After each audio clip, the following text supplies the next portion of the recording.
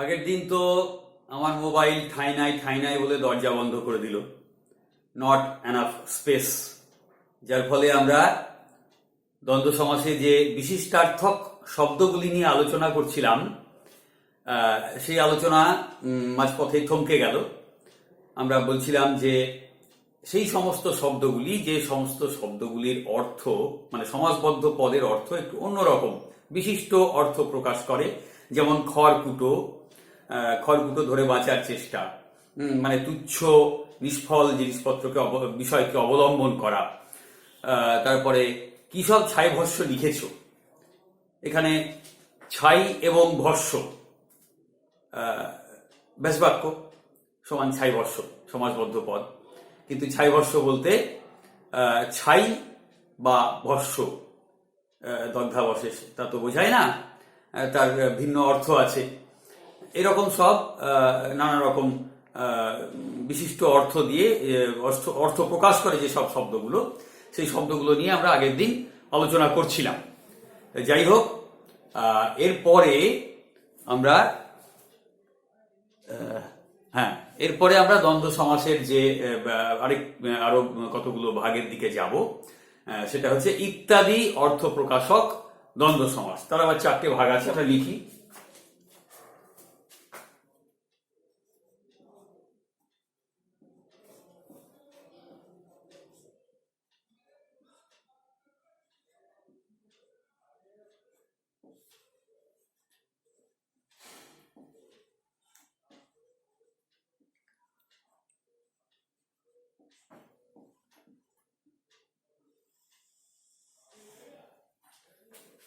ইত্যাদি অর্থ প্রকাশক শব্দ তার 4টে ভাগ। প্রথম হচ্ছে সহচর, দ্বিতীয় হচ্ছে অনুচর, তৃতীয় হচ্ছে বিকার এবং চতুর্থ হচ্ছে অনুকার শব্দ। আমি একে একে আসি। প্রথম হচ্ছে সহচর শব্দ।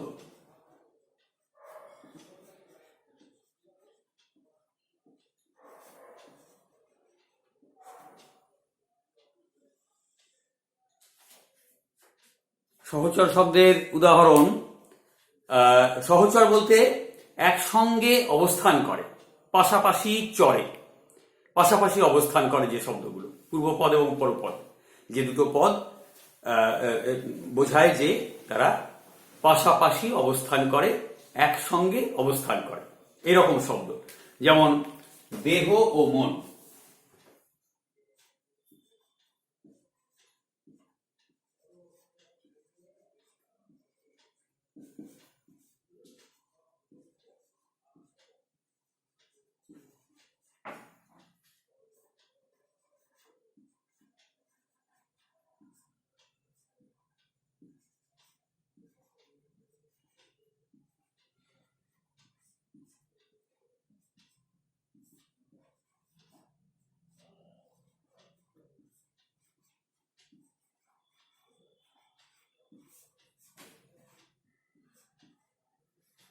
গোঁফ ও দাড়ি সমান গোঁফদাড়ি, দেহ ও মন সমান দেহ মন, নাচ ও গান সমান নাচ গান, সর্দি ও কাশি সমান সর্দি কাশি, এরকম আরো সব নানান উদাহরণ আছে।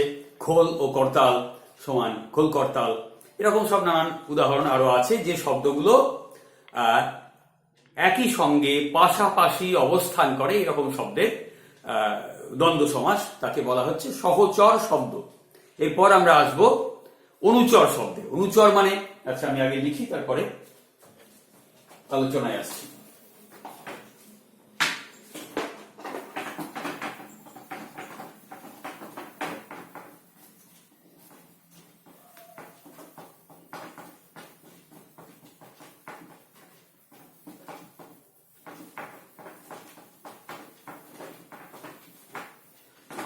এই ন্যাকড়াটা একটু ভিজিয়ে দাও,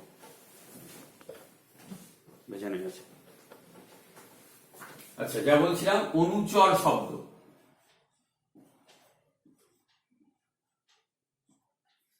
অনু মানে তোমরা জানো, অনু হচ্ছে পরে, পশ্চাৎ।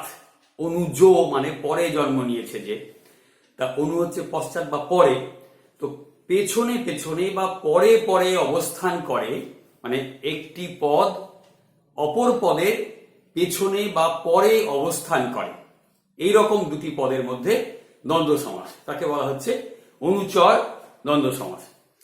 অনুচর অর্থপ্রকাশক দ্বন্দ্ব কিরকম? চেয়ার ও টেবিল।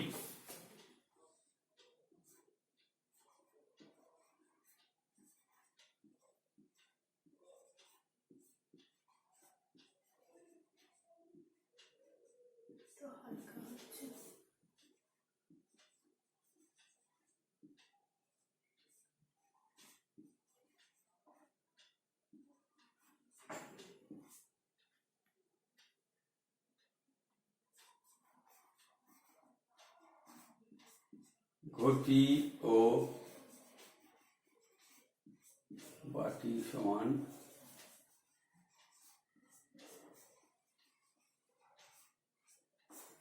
ঘটি বাটি। পেনটা চলবে না, এই পেনটা খুবই হালকা হচ্ছে, পেন নিতে হবে।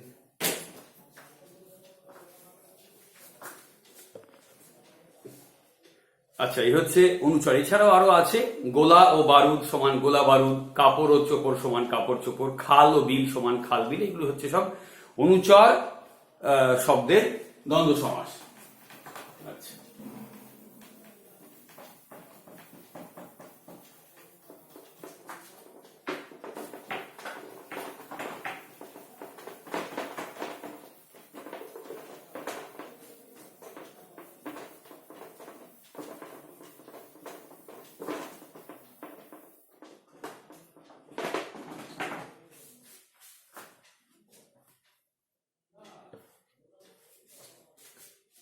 আচ্ছা, এরপর আমরা যাব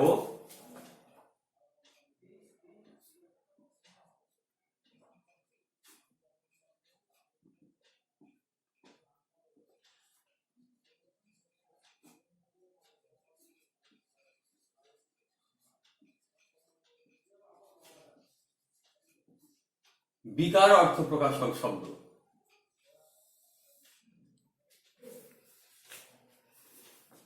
একটি শব্দের বিকৃত রূপ আরেকটি শব্দ, এই রকমের দুটি শব্দের মধ্যে দ্বন্দ্ব সমাস। কিরকম?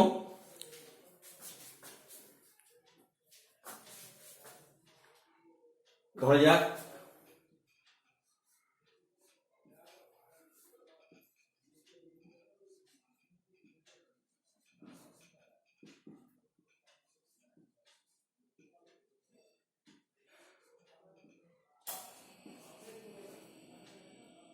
গাল ও গল্প, গাল গল্প।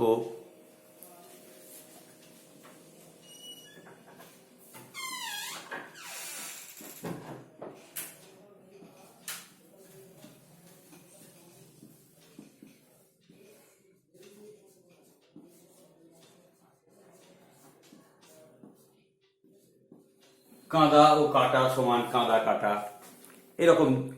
ভাঙা ও চোরা সমান ভাঙা চোরা, ওলট ও পালট সমান ওলট পালট। এরকম সব শব্দগুলি হচ্ছে বিকার অর্থপ্রকাশক শব্দ, যেগুলো দ্বন্দ্ব সমাসে আমরা ব্যবহার করে থাকি। আচ্ছা, এরপরে আসছে অনুকার শব্দ। অনুকার শব্দ আমরা সবাই জানি।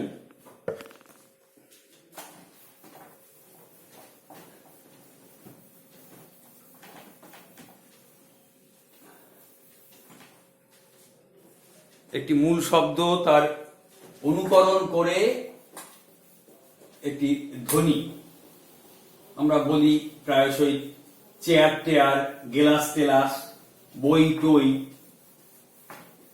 খাবার টাবার। কিরে, চাটা খাবো তো নাকি? এই যে চাটা, এরকম সব শব্দগুলো একটি মূল শব্দ, আর সেই শব্দটির ধ্বনি অনুকরণ করে আরেকটি শব্দ যার কোনো অর্থ নেই। এই দুই ধরনের পদের দ্বন্দ্ব সমাস, তাকে বলা হচ্ছে অনুকার শব্দ।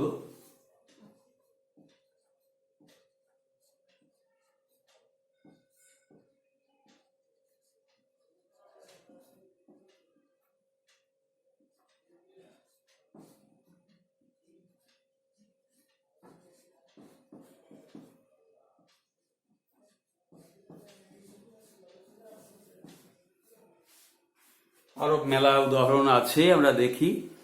আহ,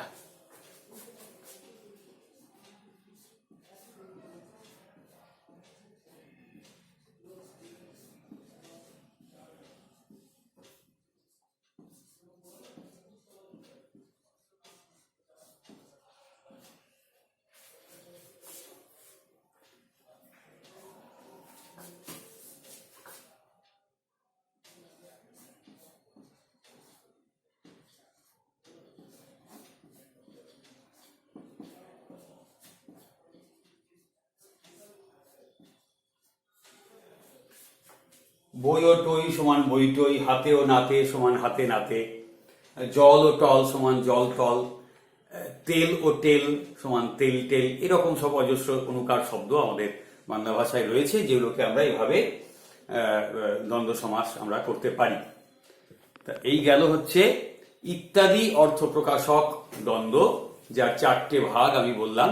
একটা হচ্ছে সহচর শব্দ, একটা হচ্ছে অনুচর শব্দ, একটা হচ্ছে বিকার অর্থপ্রকাশক শব্দ, এবং চতুর্থটা হচ্ছে অনুচর শব্দ।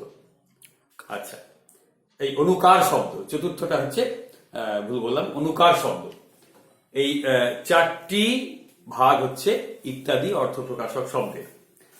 এরপর আমরা আরেকটি ভাগে আসবো দ্বন্দ্ব সমাসের, সেটা হচ্ছে একশেষ দ্বন্দ্ব। এই একশেষ দ্বন্দ্বের আলোচনার পর আমাদের দ্বন্দ্ব সমাস নিয়ে আলোচনা শেষ হবে।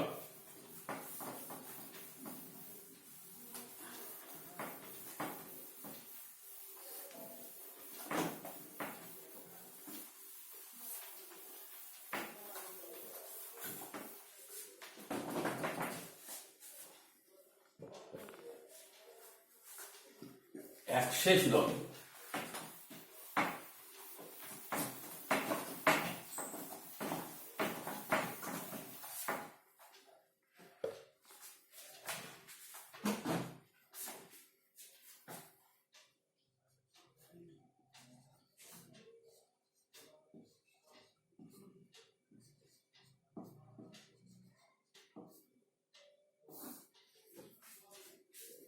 একশেষ দ্বন্দ্ব, একশেষ দ্বন্দ্ব কি?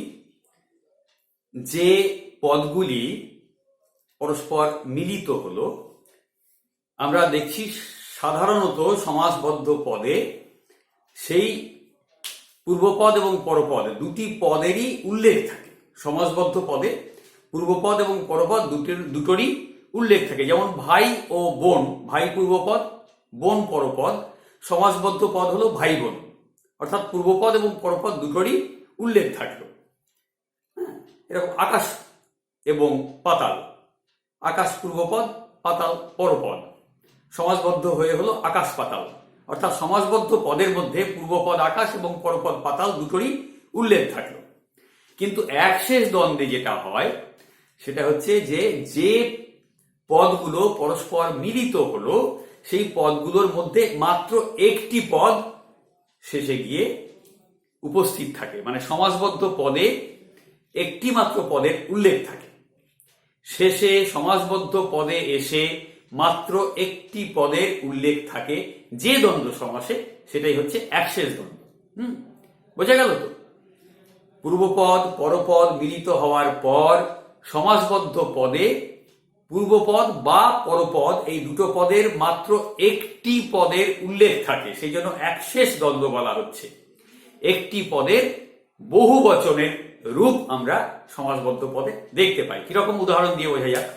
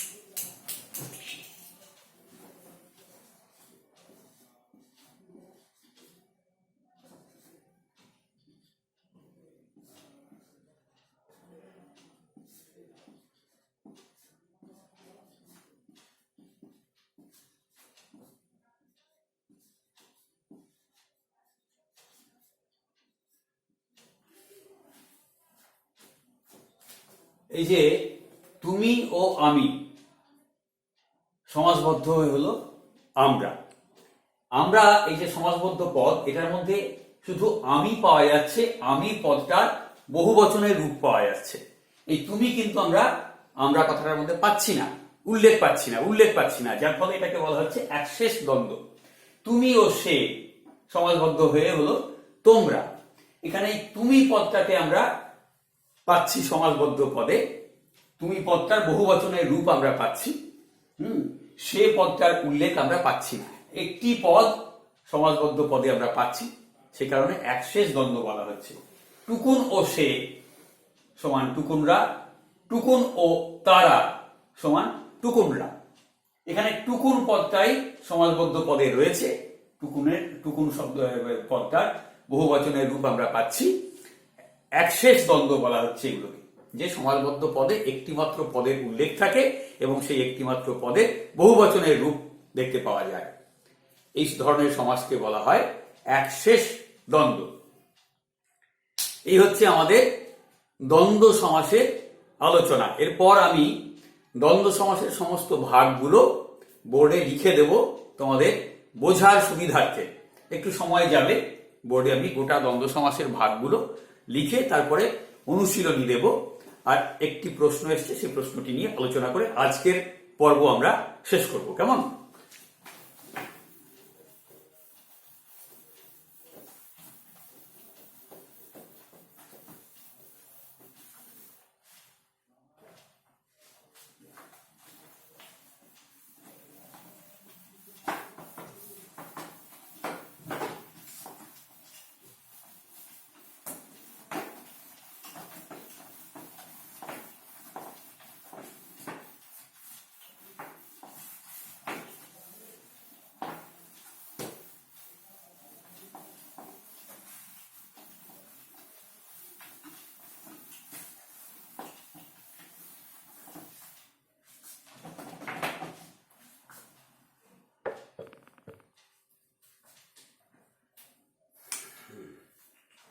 দ্বন্দ্ব সমাসের ভাগগুলি আমি বোর্ডে লিখে দিচ্ছি।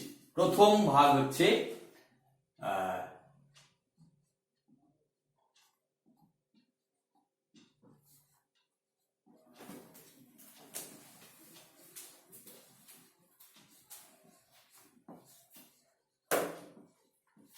গঠনগত দিক থেকে চারটে ভাগ,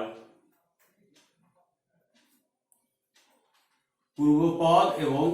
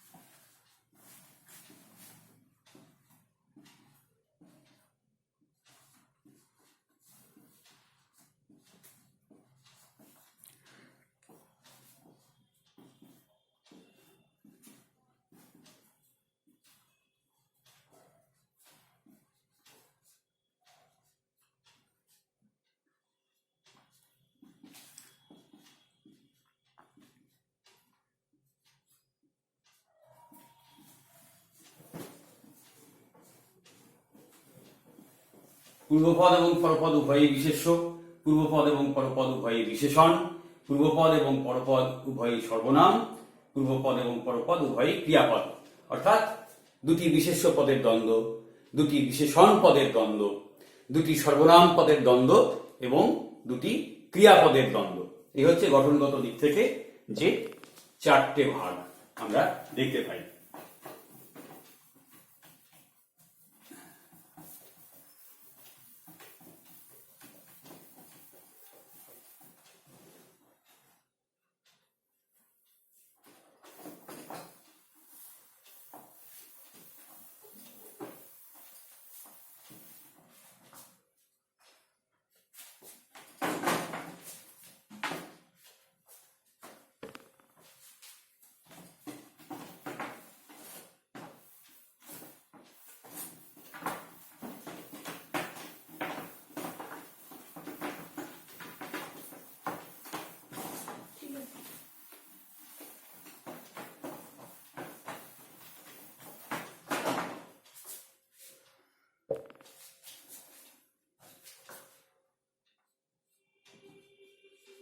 এরপর আসছে অর্থগত দিক থেকে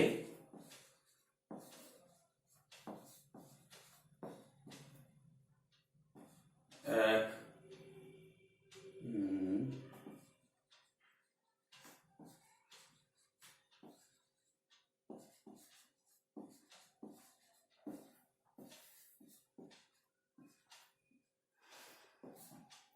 সমার্থক পদের দ্বন্দ্ব, দুই প্রায় সমার্থক পদের দ্বন্দ্ব, তিন বিপরীতার্থক পদের দ্বন্দ্ব। এই হচ্ছে অর্থগত দিক থেকে এই তিন রকমের ভাগ আমরা দেখতে পাই। এছাড়াও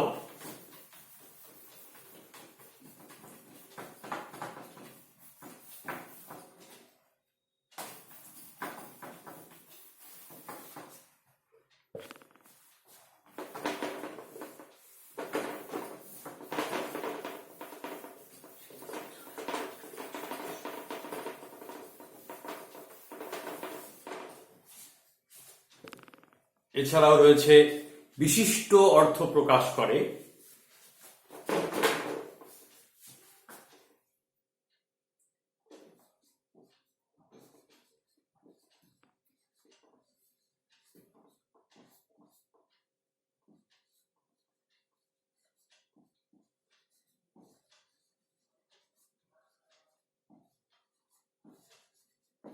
বিশিষ্ট অর্থ প্রকাশক শব্দ। এরপরে আসছে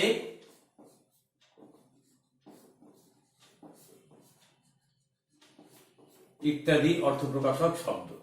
ইত্যাদি অর্থপ্রকাশক শব্দের আবার চারটে ভাগ। প্রথম হচ্ছে সহচর শব্দ, দুই অনুচর শব্দ, তিন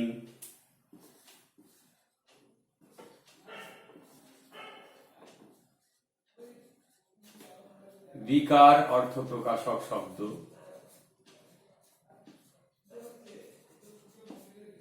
আর চার হচ্ছে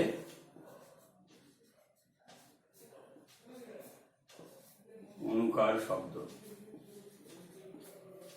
এই চারটে ভাগ হচ্ছে ইত্যাদি অর্থ প্রকাশক শব্দের ভাগ। আচ্ছা, এরপরে শেষ আমি যেটা বলেছি এক শেষ দ্বন্দ্ব, শেষ ভাগ।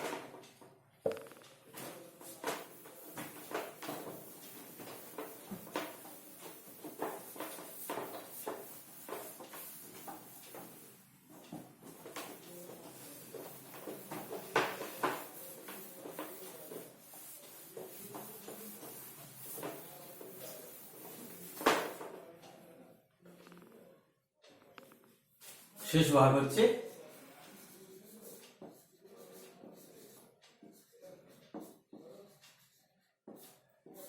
এক শেষ দ্বন্দ্ব। এই হচ্ছে দ্বন্দ্ব সমাসের সামগ্রিক আলোচনা।